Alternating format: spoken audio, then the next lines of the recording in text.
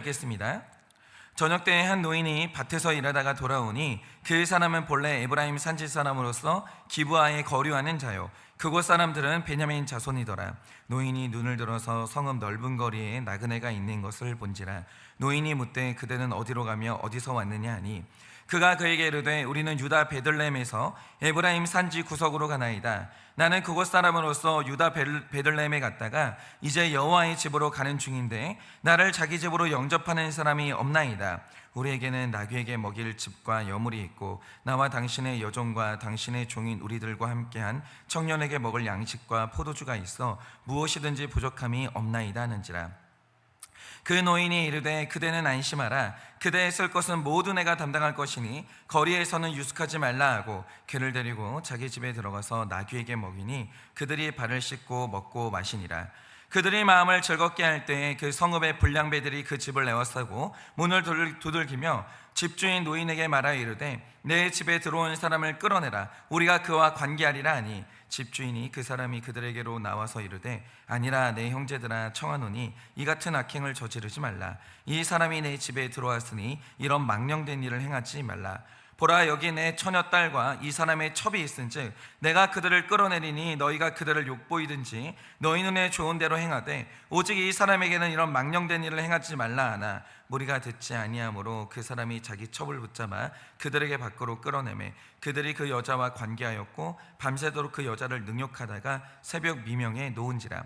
동들 때 여인이 자기 주인이 있는 그 사람의 집 문에 이르러 엎드러져 밟기까지 거기에 엎드러져 있더라. 그의 주인이 일찍 일어나 집문을 열고 떠나고자 하더니 그 여인이 집문에 엎드러져 있고 그의 두 손이 문지방에 있는 것을 보고 그에게 이르되 일어나라, 우리가 떠나가자 하나 아무 대답이 없는지라. 이에 그의 시체를 나귀에 싣고 행하여 자기 곳에 돌아가서 그 집에 이르러서는 칼을 가지고 자기 첩에 시체를 거두어 그 마디를 찍어 12덩이에 나누고 그것을 이스라엘 사방에 두루 보내매. 다 같이 읽겠습니다. 그것을 보는 자가 다 이르되 이스라엘 자손이 애굽 땅에서 올라온 날부터 오늘까지 이런 일은 일어나지도 아니하였고 보지도 못하였도다. 이 일을 생각하고 상의한 후에 말하자 하니라. 아멘. 네, 제가 어제 말씀드렸던 내용이 이겁니다. 계속 지금 말씀드리지만 이것을 그냥 넘어가시면 안 돼요. 그러니까 사사기에서는 이게 제일 중요해요. 그게 뭐냐면 이 사사기의 핵심은 누군가의 삶에 왕이 있냐 없냐 이겁니다.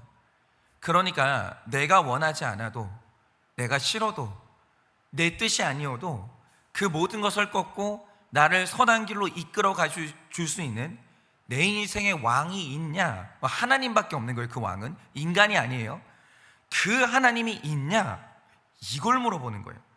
그런데 여기에서 왕은 하나님이 백성에게 주시는 말씀이에요. 들리는 말씀이 내 의지보다 강하냐? 들리는 말씀이 내 감정보다 중요하냐? 들리는 말씀이 나를 어디까지 이끌고 갈 수 있냐? 이게 굉장히 중요하다는 거죠. 그런데 그 삶에 말씀이 있는 사람하고 없는 사람은 가는 방향이 완전히 달라요. 그러니까 한 사람에게 말씀이 왕노릇할 때 일어난 일이 뭐냐? 고린도후서 4장 16절에서 사도 바울이 이렇게 말합니다. 그러므로 우리가 낙심하지 아니하노니 우리의 겉사람은 낡아지나 우리의 속사람은 날로 새로워지도다 라고 했어요. 그러니까 이거 틀림이 없는 게 뭐냐면 한 사람의 인생이 말씀의 통치를 받으면 그는 날로 새로운 깨달음을 얻게 되고 시간이 가면 갈수록 성화가 되고 시간이 가면 갈수록 성장하는 게 틀림이 없어요. 이게 시간의 흐름에 따라서 가는 변화예요. 말씀의 사람은. 그래서 이런 사람을 몇 년 뒤에 만난다 그러면 좋은 의미에서 또 다른 사람이 되어 있는 거예요. 그러니까 성장해 있는 거죠. 앞으로 나가는 거죠. 그런데 사사기라는 것은 말씀의 통치를 받는 사람이 없는 시대거든요. 그래서 일어난 일이 뭐냐? 똑같이 시간이 가요. 그런데 시간이 지나면 지날수록 악해지고 영적으로 둔해지고 사람이 후퇴해요. 계속 뒤로 가요. 그런데 오늘 말씀은 사사기의 마지막 장이거든요. 그러면 제가 어제 드린 말씀이 뭡니까? 오늘 말씀에 등장하는 사람들의 모습은 인간이 도달할 수 있는 악함의 끝판이라는 거예요. 그런데 제가 어제 말씀드린 가장 악한 인간의 모습이 뭐라고 했습니까? 사람을 대하는 태도가 타락하는 거예요. 인간이 내가 돈을 버는 도구로 보이는 거예요. 그 사람의 인생, 그 사람의 아픔, 이게 아무 걱정이 안 되는 거예요. 이게 고려가 안 되는 거죠. 여러분, 사람이라는 존재는요, 원숭이보다 똑똑한 존재, 뭐 이런 식으로 동물하고 비교하는 존재가 아니에요. 성경이 말하는 바 사람의 비교 대상은 하나님밖에 없어요. 그래서 성경이 표현하는 사람의 영광이 뭐냐? 사람은 하나님보다 조금 못한 존재다. 그러니까 사람을 표현할 때 천사보다 나은 존재다, 이렇게 천사하고도 비교를 안 해요. 사람을 비교할 때 누구랑 비교하냐면 하나님하고만 비교해요. 하나님보다 조금 못한 존재. 이게 바로 성경이 말하는 사람의 존귀함이에요. 하나님이 사람을 이렇게 귀하게 여겨요. 그래서 무릇 사람은 사람이라는 그 이유 하나만으로 대단히 소중하고 귀하기 때문에 끝까지 품는 거예요. 사람은 도구가 아니에요. 사람은 내가 이용하고 쓰다가 버리는 존재가 아니에요. 그거는 하나님이 진노하시는 일이에요. 그런데 사사기에서 나타나는 인간 악함의 정점이 뭐냐? 사람을 대할 때 내가 쓰다가 버려도 되는 짐승처럼 대하거나 도구처럼 생각하는 거예요. 그러니까 저는 뭐 반려견 기르는 거 좋아요. 반려묘 기르는 거 좋아요. 근데 중요한 게 뭐냐? 어느 집을 가보면 사람이 강아지보다 못한 대접을 받아요. 그거는 비성경적인 겁니다. 그거는 비성경적인 거예요. 그게 그렇게 되시면 질서가 무너지는 거예요.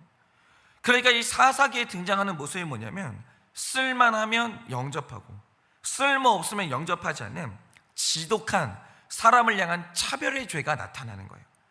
다시 말해 인간을 향한 태도가 악해지는 거, 그게 바로 인간 타락의 끝판인 거예요. 그런데 여러분이 오늘 말씀을 보면 스스로 왕이 된 인간이 보여주는, 내가 너무 소중해진 인간이 보여주는 또 다른 악함의 절정 하나를 또 보여주는 거예요. 그게 뭐냐? 여러분 한번 보자 이거죠. 여러분이 오늘 말씀 22절을 보시면 이 불량배라는 존재들이 등장하거든요. 이게 사사기의 끝으로 가면 인간이 어디로 떨어지냐면 인간이 불량배가 되는 거예요. 그런데 이 말의 원어적인 표현을 보면 이 굉장히 특별한 뜻이 있는데, 이 불량배의 히브리 원형이 이 에노시라는 단어예요. 근데 이게 일단은 사람이라는 뜻을 가지고 있거든요. 그런데 히브리어에서 일반적인 사람을 뜻하는 단어가 있어요. 그게 아담 혹은 이쉬라는 단어예요. 그런데 오늘 말씀은 사람을 표현하면서 에노시 이렇게 표현한다는 거죠.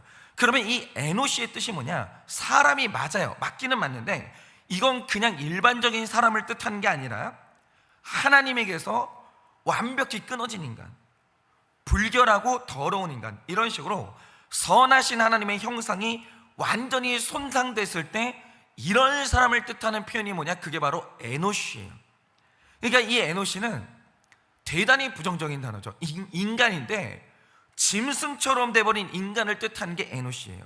그러면 도대체 이들 안에는 어떤 악이 있기 때문에 하나님이 이들을 에노시라고 규정하시면서 이들을 이토록 혐오하시는 이유가 뭐냐라는 거죠. 한번 보자 이거예요.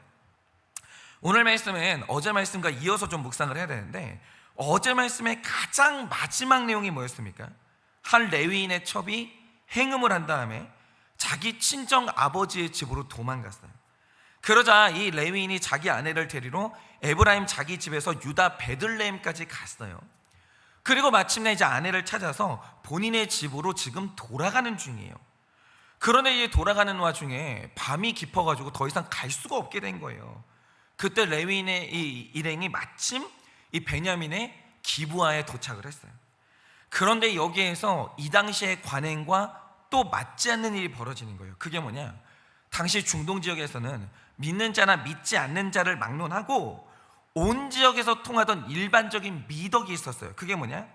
낮에 오는 손님은 불청객이에요. 그런데 선선한 밤에 찾아오는 손님은 대접했을 때 복을 받는 통로로 여겨졌다는 거죠. 그래서 만약에 이제 저녁 시간에 나그네가 발견됐다, 그러면 누구라도 먼저 발견한 사람이 데려가서 발 씻을 물을 제공하고 그 사람들을 재워주는 게 이 시대의 미덕이었다는 거예요. 그런데 이제 어제 말씀이죠. 사사기 19장 15절을 보면 레위인의 일행이 기브아에 도착을 했어요. 그리고 성읍의 넓은 거리에 앉아서 우리를 영접해 줄 사람들을 기다리고 있었어요. 그런데 누구도 영접해주는 사람이 없는 거예요. 다 그들을 거절하는 거죠. 그러면 이유가 뭐냐라는 거예요. 그러니까 이들은 지금 불량배예요, 베냐민 기브아 사람들이. 그런데 이들이 영접을 안 하는 거예요. 그러면 이유가 뭐냐라는 거죠. 바로 그 답이 반복되는, 성경에서는 언제나 반복돼서 나오는 표현이 굉장히 중요한데, 사사기 19장에 반복되는 기록이 나와요. 그러니까 19장 3절, 10절, 19절에 반복되는 기록이 나오는데, 여러분이 사사기 19장에서 레위인에 대한 기록을 보시면 유독 그럴 이유가 없는 것 같은데 반복해서 나오는 내용이 있다는 거죠. 그게 뭐냐?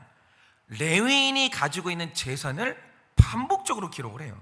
일단 19장 3절을 보면 그가 하인 한 사람과 나귀 2마리를 데리고 출발했다 이러는 거예요. 그런데 10절을 보시면 또다시 말하길 안장을 지운 나귀 2마리와 종과 첩이 그와 함께 했다라고 하면서 함께하는 사람이 늘어나요. 그러니까 이 가족이 완성이 된 거죠.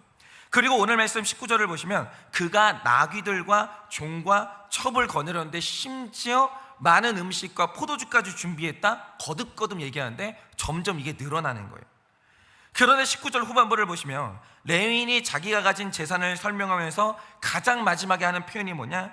나는 무엇이든지 부족함이 없나이다 이래요. 근데 이걸 히브리 표현이 뭐라고 표현하냐?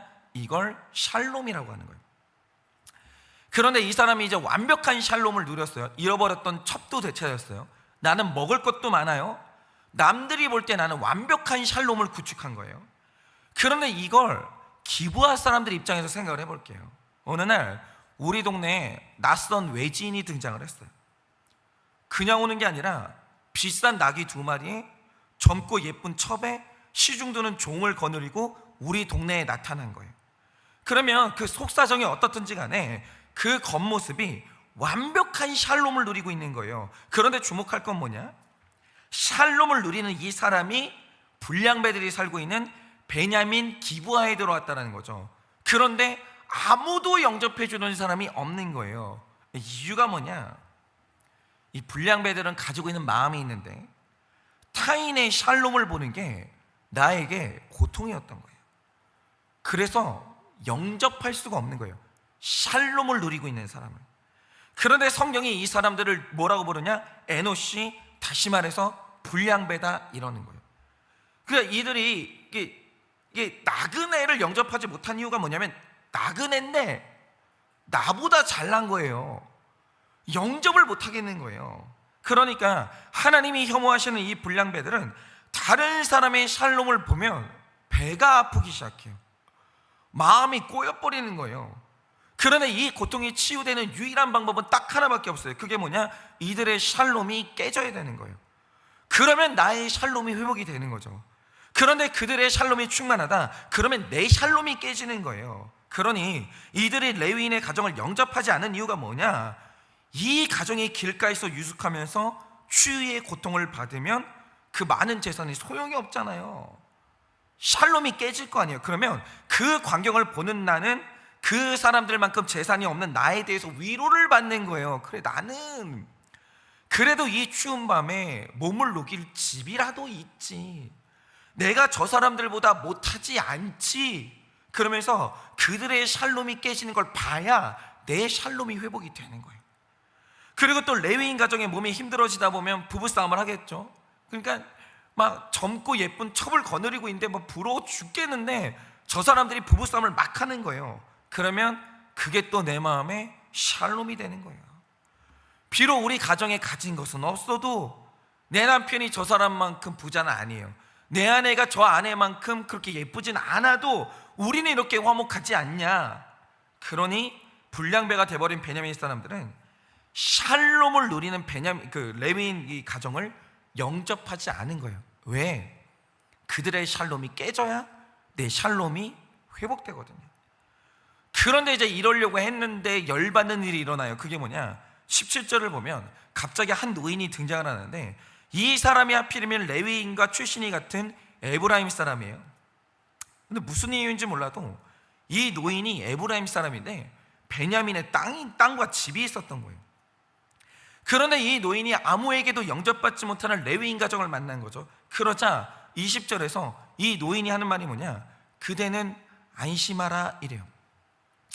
지금 이 가정의 샬롬이 깨지기 직전인데, 이 사람의 샬롬이 깨지면 베냐민 온 사람들이 위로받기 직전인데 갑자기 이 사람이 나타나더니 너는 안심하라, 내가 너희를 영접하겠다 이래요. 그런데 여기에서 안심하라의 히브리어 원어가 뭐냐? 그게 바로 샬롬이에요.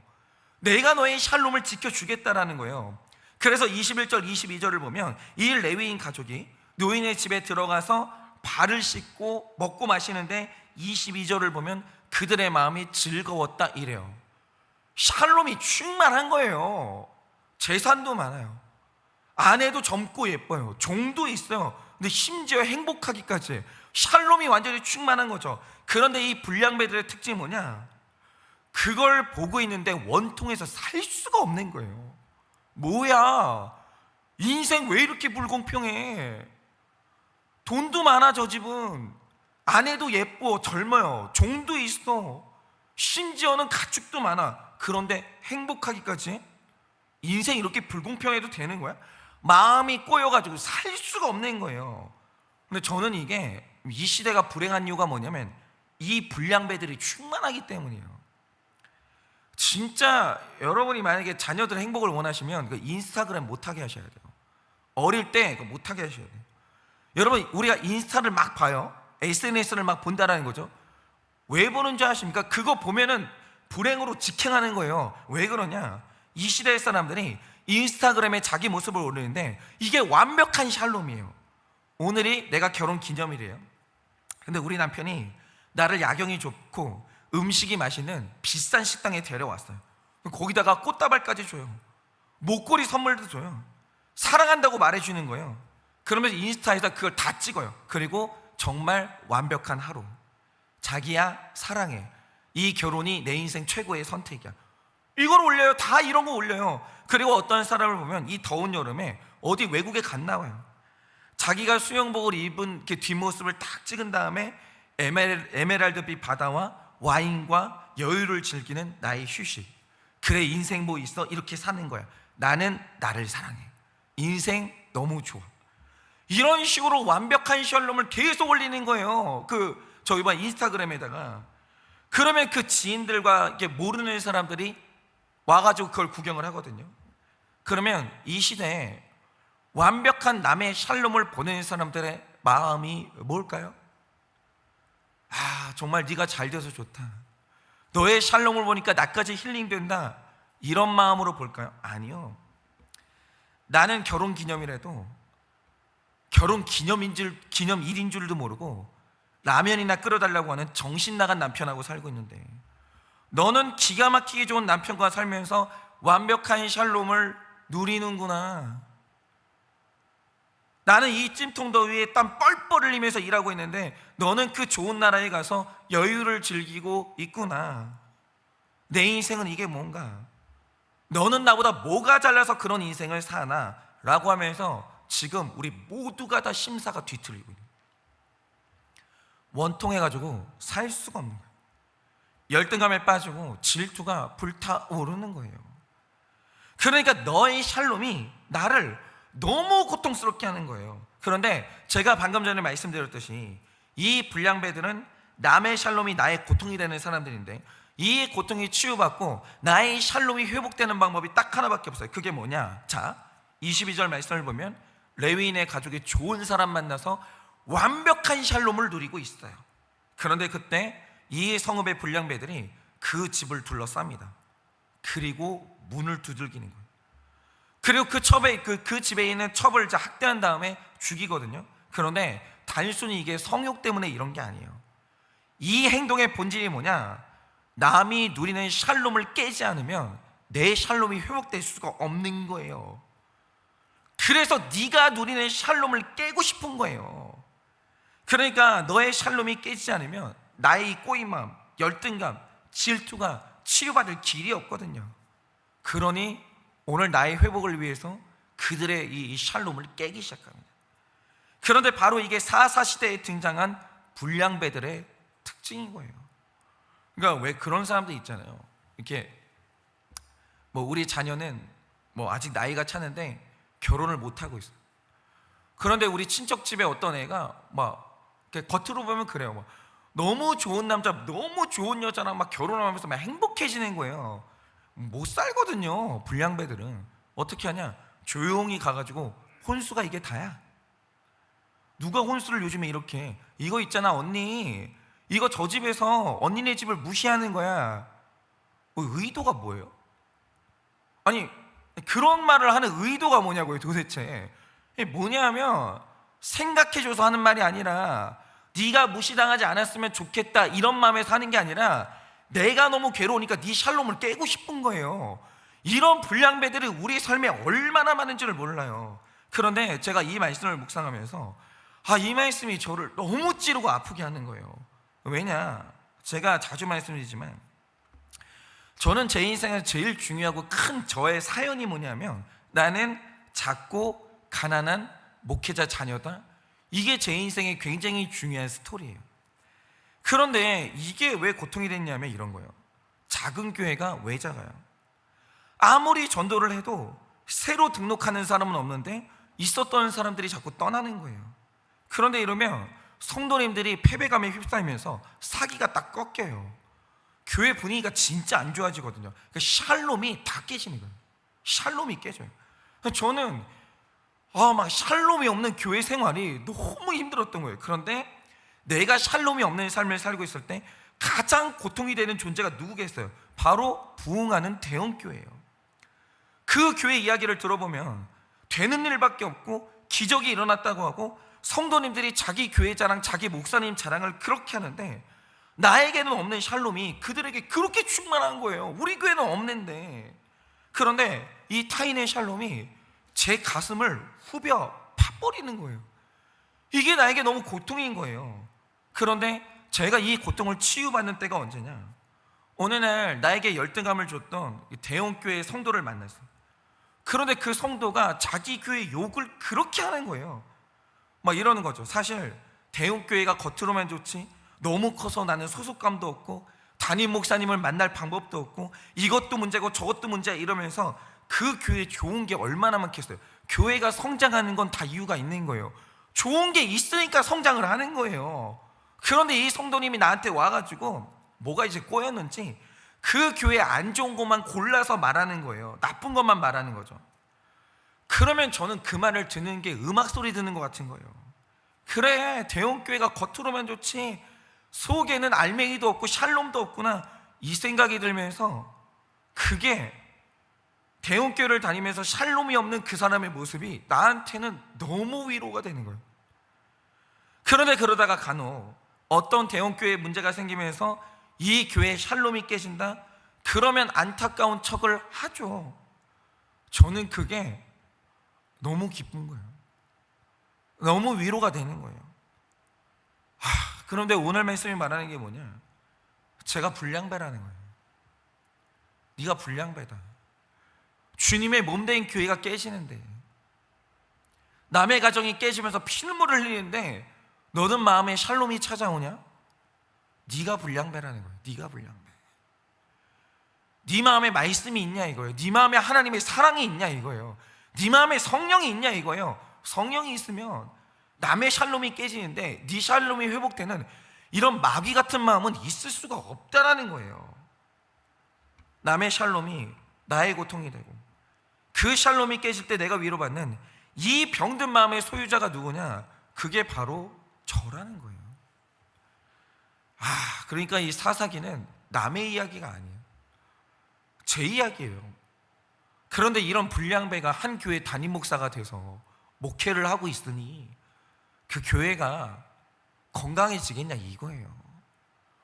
완전히 사사기로 들어가는 거죠.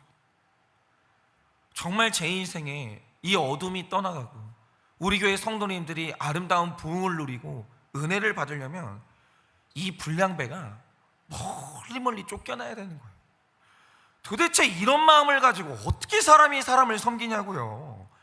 이런 마음을 가지고 누가 누구를 살리냐고요. 남의 가정 깨지는 게 나의 마음의 기쁨이 되는데 그게 어떻게 될 수 있냐고요. 정말 성령에 충만한 사람이라면 남의 가정이 깨질 때 내 눈물에 눈물이 나야 되는 거예요. 남의 가정에 샬롬이 회복될 때 내 마음이 기뻐야 되는 거예요. 남의 자식 잘 될 때 내 자식 잘 되는 것처럼 그게 너무너무 기뻐야 되는 거예요. 그게 정상적인 성령 충만한 목사인 거예요. 맞잖아요. 그런데 목사가 돼가지고 성도님들 자녀가 잘 돼. 그런데 내 자녀는 찌질해요. 그럼 있잖아요, 그 자녀 잘 되는 게 그렇게 배가 아픈 거예요. 그거는 목사하면 안 되는 거예요. 맞잖아요. 불량배가 어떻게 한 교회를 이끌고 가겠어요? 근데 목사만 그럴까요? 만약에 오늘 내 마음이 내가 불량배가 되어 있으면요, 내 자녀가 불량배가 돼요. 그럼 어떻게 되냐? 내 자녀는 이제 남이 샬롬을 누리고 있으면 이를 빠득빠득 깔면서 고통스러워하는 그 고통 속으로 빠지게 되는 거예요. 내 사사기를 자녀에게 그대로 물려주는 거죠. 쫓아내야 돼요. 이거 우리 마음에 이거 완전히 쫓아내야 돼요. 이건 하나님이 기뻐하지 않는 완전히 에노시예요. 하나님의 형상이 사라지니까 이런 왜곡된 마음이 생기는 거죠. 여러분 어떠십니까? 다른 사람이 막 샬롬을 누려요. 저 부부는 행복하네. 근데 자식도 잘 크네. 근데 돈도 잘 버네. 근데 그게 내 마음을 꼬이게 만든다. 내 마음을 막 찌르는 거예요. 여러분 마음은 어떠세요? 다른 사람이 샬롬을 누릴 때 나의 마음으로 축복이 되십니까? 그게 상처가 되십니까? 만약 오늘 내 마음에 불량배가 있다라고 하면 직면하셔야 돼요. 그리고 그들이 오늘 문을 두드려요. 나의 샬롬을 깨려고 문을 두드린다는 거죠. 문 열어달라고. 저들이 저 샬롬을 누리고 있는데 너 그냥 볼 거냐고.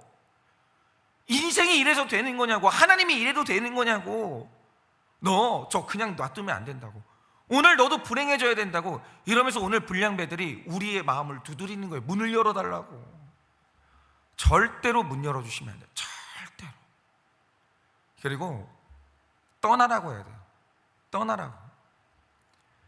남의 샬롬이 내 마음에 불행이 되게 하는 너 불량배는 오늘 내 마음 가운데서 멀리 떠나라고 여러분 쫓아내셔야 돼요.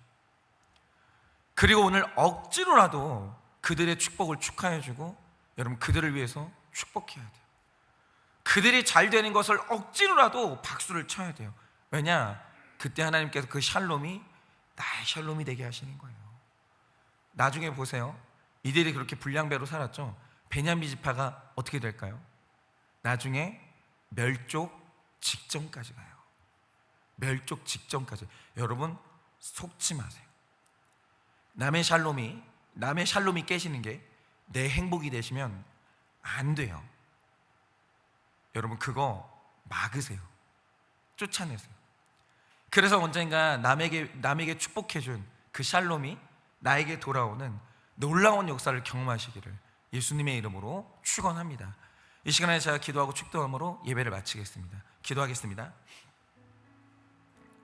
하나님, 사사기의 끝자락에 드디어 불량배가 등장을 합니다. 남이 샬롬을 누리고 있으면 그 꼴을 볼 수가 없는, 그게 내 인생에 너무 큰 고통이 되는 그 불량배가 등장을 하는데, 주님, 제가 불량배입니다. 남이 잘 되면 너무 배가 아픕니다. 남이 샬롬을 누리고 있으면 내 샬롬이 다 깨져버립니다. 주님, 제가 불량배입니다. 그래서 남들이 샬롬을 누리고 있을 때 이 불량배들이 어김없이 저를 찾아와 문을 두드립니다. 문을 열어달라고. 저 샬롬을 깨야 네가 행복하지 않겠냐고. 인생이 이래서 되는 거냐고. 하나님이 이렇게 너를 차별해도 되는 거냐고. 이런 식으로 나의 마음에 찾아와 문을 두드리는 이 불량배들이 있습니다. 주님, 오늘 말씀을 듣고 이 불량배들을 다 쫓아내기를 원합니다. 남의 샬롬은 나의 샬롬입니다. 남이 잘 되는 것은 나의 기쁨이 되어야 합니다. 그래야 내 인생에도 샬롬이 찾아오는 것입니다. 그러니 주님, 오늘 우리 마음 가운데 찾아온 이 불량배들이 멀리 멀리 떠나게 하시고, 우리도 이 가정 안에서 그들과 함께 아름다운 것을 먹고 마시며 샬롬을 누리는 아름다운 성령의 사람이 될 수 있도록 은혜를 허락하여 주시옵소서.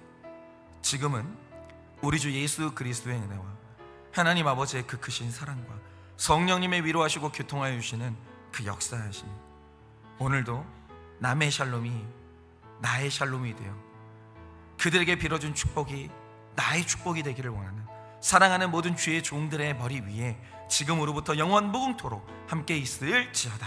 아멘.